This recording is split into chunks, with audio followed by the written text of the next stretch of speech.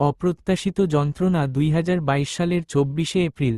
সকালটা ছেলেটির জন্য ছিল এক অভিশপ্ত দুঃস্বপ্নের মতো। শক্ত সবল ছেলেটি সবসময় ভালো থাকত, কোনো অসুস্থতার ছিটেফোঁটাও ছিল না। কিন্তু হঠাৎ করেই শুরু হলো এক অসহনীয় ব্যথা। এমন ব্যথা আগে কখনো হয়নি তার জীবনে। প্রস্রাব করে আসার পরপরই বুক থেকে পেটের ভেতর এক ধরনের অস্বস্তি শুরু হয়। প্রথমে সে ভাবল হয়তো গ্যাসের ব্যথা। দোকান থেকে দ্রুত একটা গ্যাসের ট্যাবলেট কিনে খেয়ে নিল। কিন্তু অবস্থা আরও খারাপ হলো। ব্যথা এতটাই তীব্র হয়ে উঠল যে নাস্তা খেতেও পারল না। কষ্টে ছটফট করতে থাকে, শুধু এক টুকরো রুটি মুখে দিল, তাতেই ব্যথা যেন আরও 1000 গুণ বেড়ে গেল। মা আর ছোট বোন ছেলেটির যন্ত্রণা দেখে আতঙ্কিত হয়ে গেল। কি করবে ভেবে পাচ্ছিল না তারা। ছেলেটি তীব্র ব্যথা নিয়ে আবার ঘরের বাইরে গেল, ফার্মেসি থেকে ইনো কিনে আনল। কিন্তু সেটাও কোনো কাজ দিল না, বরং ব্যথা আরও তীব্র হলো। সকাল থেকে শুরু হয়ে এই যন্ত্রণা বেলা গড়িয়ে বিকেল হয়ে গেল। তার মা তখনও ছেলের যন্ত্রণায় ভেঙে পড়েছিল, চোখ দিয়ে অজান্তেই পানি ঝরছিল। প্রথম চিকিৎসা চেষ্টা। মা ছেলেটিকে নিয়ে স্থানীয় ফার্মেসিতে গেলেন। ডাক্তার মঞ্জুর কাছে। তিনি ব্যথা দেখে প্রথমে একটা রোলাক ইনজেকশন দিলেন। বললেন, এখনই ব্যথা কমে যাবে। চিন্তা করবেন না। কিন্তু ব্যথা কমল না, বরং ছেলেটি তখনও কষ্টে ছটফট করছে।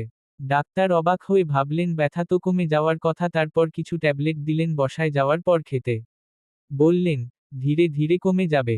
বাসায় ফিরে ওষুধ খেয়েও কোনো লাভ হলো না। সন্ধ্যা গড়িয়ে রাত 8টা বেজে গেল।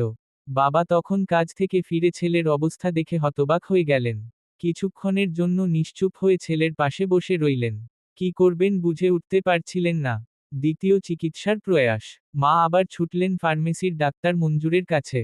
এবার তিনি আরেকটি শক্তিশালী গ্যাস সাসপেনশন ওষুধ দিলেন। বললেন, এটায় না কমলে দ্রুত হাসপাতাল নিতে। রাত 11টায় যখন ছেলের ব্যথা একটুও কমল না, তখন বাধ্য হয়ে তাকে স্থানীয় একটি হাসপাতালে নিয়ে যাওয়া হলো।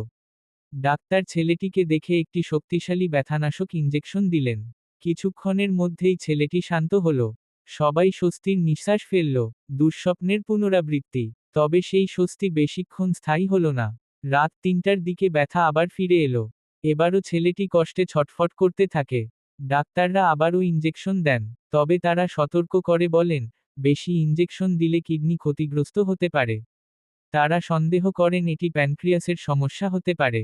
কিন্তু ছেলেটি কখনো মদ্যপান করেনি, যা ডাক্তারদের জন্য একটি বড় ধাঁধা হয়ে দাঁড়ালো। পরীক্ষা নিরীক্ষা ও হতাশা। ডাক্তাররা আল্ট্রাসোনোগ্রাম, ইসিজি, ব্লাড টেস্ট এবং এক্স রে করার সিদ্ধান্ত নেন। সব পরীক্ষা করা হলেও রিপোর্ট সম্পূর্ণ স্বাভাবিক আসে। সমস্যার কোনো নির্দিষ্ট কারণ না পেয়ে তারা চিন্তিত হয়ে পড়েন। বড় ডাক্তার পরামর্শ দিলেন ছেলেটিকে ঢাকার একটি উন্নত হাসপাতাল ঢাকা মেডিকেল নিয়ে যেতে। তার মা বাবা ভয় পেয়ে গেলেন। বাবার মুখ শুকিয়ে গেল চিন্তায়।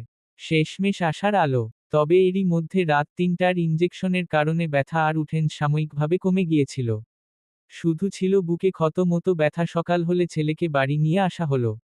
মা বাবা তার যত্ন নিতে শুরু করলেন। তাকে কোনো ভারী খাবার দেওয়া হলো না। লাল আঙ্গুর, জুস, তরল খাবার দিয়ে যত্ন নেওয়া হলো। ধীরে ধীরে 7 দিনের মধ্যে ছেলেটি পুরোপুরি সুস্থ হয়ে উঠল। ক্ষত এবং নড়াচড়ার ব্যথা দূর হয়ে গেল। এই ভয়াবহ অভিজ্ঞতা ছেলেটির পরিবার এবং ডাক্তারদের জন্য ছিল এক দুঃস্বপ্নের মতো। তবে সময়ের সঙ্গে সঙ্গে সব ঠিক হয়ে গেল। পরিবারের কাছে এটি ছিল এক দুঃসহ স্মৃতি,